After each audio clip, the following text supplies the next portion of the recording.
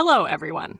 Continuing our deep dive into the making of Zootopia, it's worth looking at the entire production cycle, from the very first idea to the final post-production. And this time, there's a lot of fascinating material to unpack. It all started with Byron Howard's idea, which eventually led to a research trip to Africa to study the animal kingdom up close. During this trip, the team gathered insights into animal habits and noticed an interesting detail. At watering holes, both predators and prey gather side by side.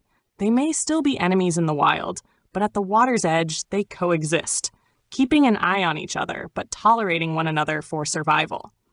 This concept of forced harmony became the foundation for the movie.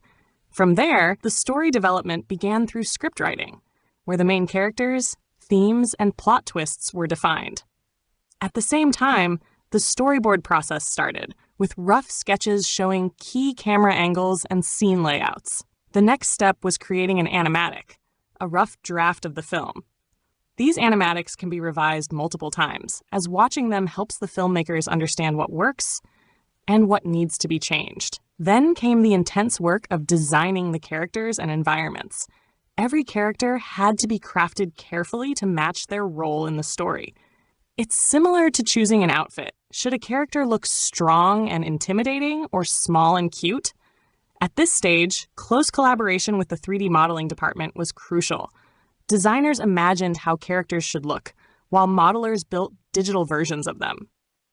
Then came texturing, essentially giving characters their skin, fur, and clothing, followed by designing the environments and settings where the story takes place.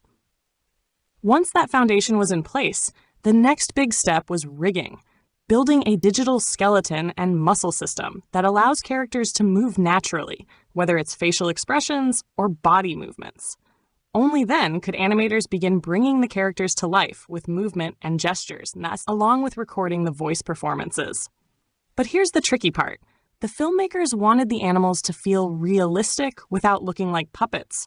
The audience had to believe in what they were seeing.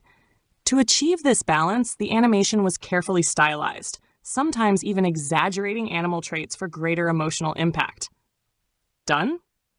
Not quite. Lighting was another key stage.